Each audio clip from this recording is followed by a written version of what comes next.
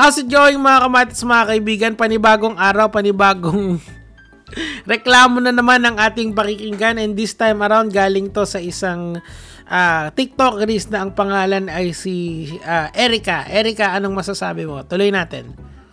Miano is a scam. Here's why. Grabe. So, I came across his videos and pinapanood ko sila and sobrang bulaan ng mga pinagsasabi niya, as in parang tanga na lang ang maniniwala sa kanya. Grabe naman. To have different businesses here in the Philippines na parang wala namang proof kung ano yung mga business na yon.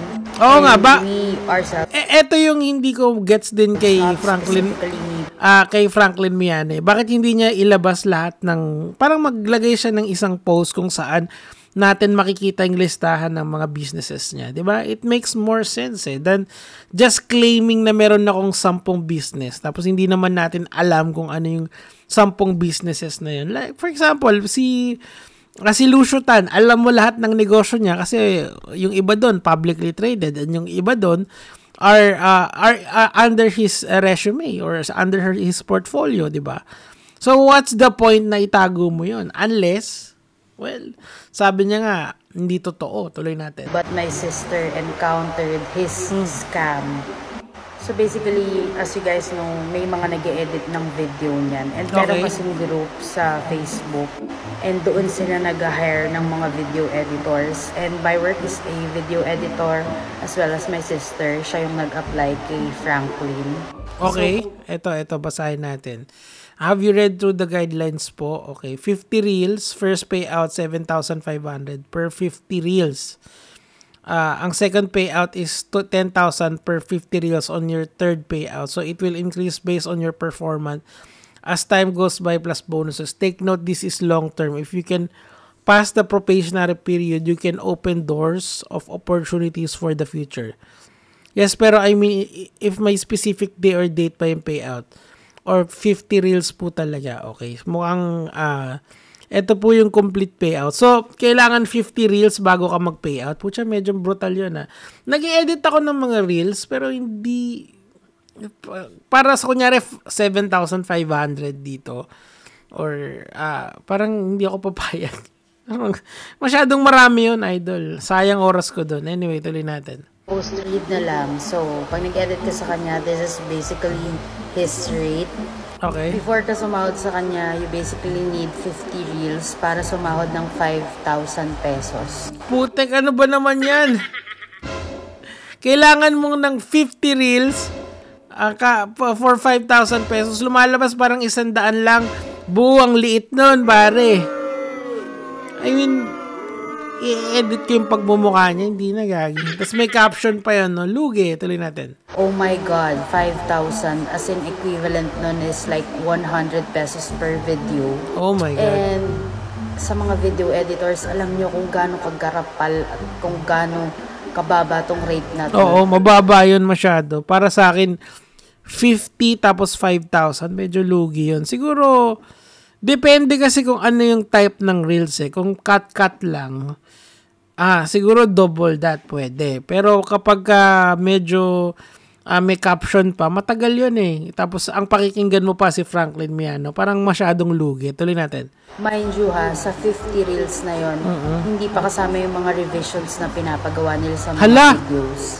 And sabi ng sister ko, parang ayaw daw talaga nilang magpasahod kasi before ka magpasa, or I mean pag nagpasa ka ng video sa kanila, talagang binubugbog kasi nila sa revision para... Grabe naman yun, nakakaiyak naman yun. Biruin mo, hindi naman mahirap siguro gumawa ng reels ng kay ano ba yung depende kasi sa sa gagawin mong reels ano ba yon? Sana may idea kami kung ano exactly yon. Pero kung sobrang daming revision hanggang sa hindi mo maabot yung quota mo, parang lugi naman talaga yon. Hindi ka makaabot like sa 50 reels na dapat mong gawin. And imagine, bago ka matapos sa 50 reels, bago ka sumahod, kailangan mo munang tapusin yun.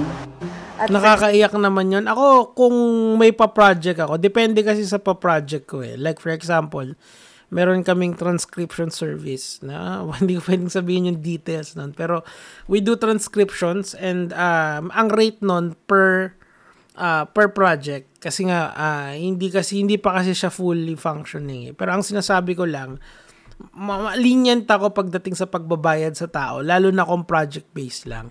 Kasi ang reasoning ko, dapat talaga mong bigyan ng medyo sapat na bayad yung trabahante mo para ma-motivate siyang gumalaw, 'di ba? Pero 50 reels tapos bugbog sa revision, parang lugi nga, no? Tuloy natin. Pumayag daw talaga siya, which is wrong naman talaga.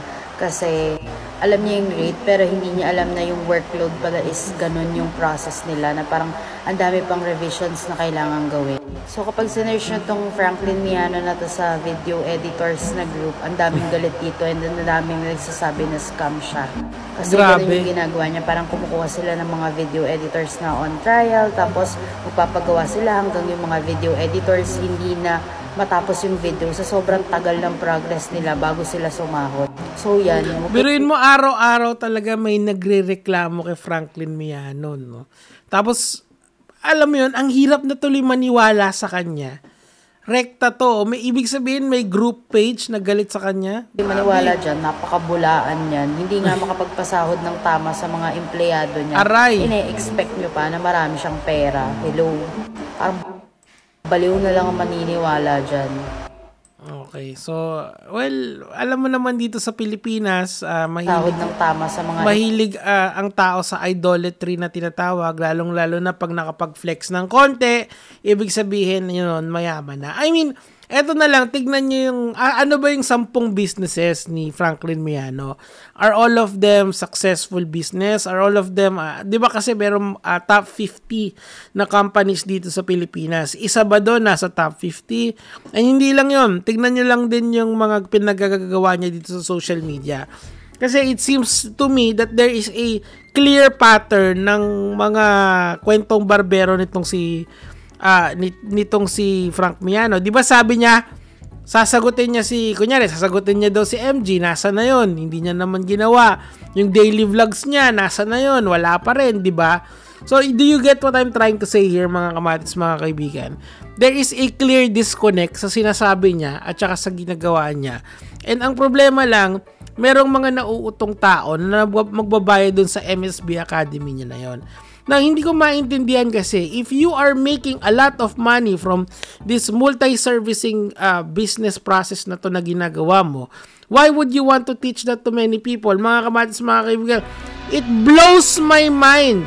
So yun yung hamon ko dito sa mga, doon sa mga estudyante nitong si Franklin Miano.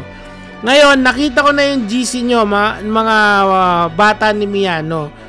Meron dong 250 na lang yata, naging 300 yun. Ibig sabihin, around 80 people na yung umalis doon sa GC na yun. Ngayon, ang sasabihin ko sa inyo, kung talagang kumita kayo, magpakita kayo. Ilan sa inyo yung kumita ng milyon na?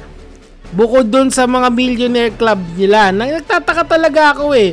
Millionaire club, pagkatapos sila lang din yung mga nag-i-interviewan sa podcast. Paano naman yung ibang tao ngayon?